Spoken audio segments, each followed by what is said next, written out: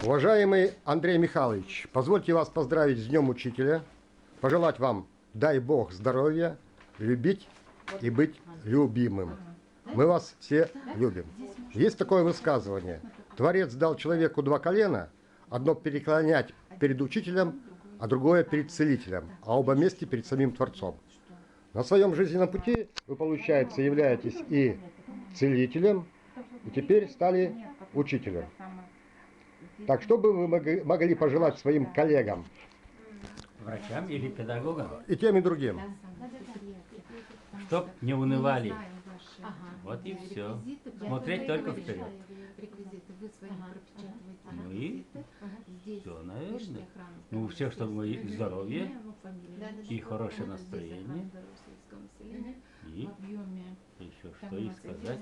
Ну, скажем так, с праздником всех дорогих и поздравляю всех праздником и педагога. А между прочим, и врачи являются в основном тоже учителями. Не надо забывать, что было в свое время наставничество официально. Это те же преподаватели, те же учителя. Правильно, как в жизненных условиях уже после выпуска, после учебных заведений, свои знания применять на практике.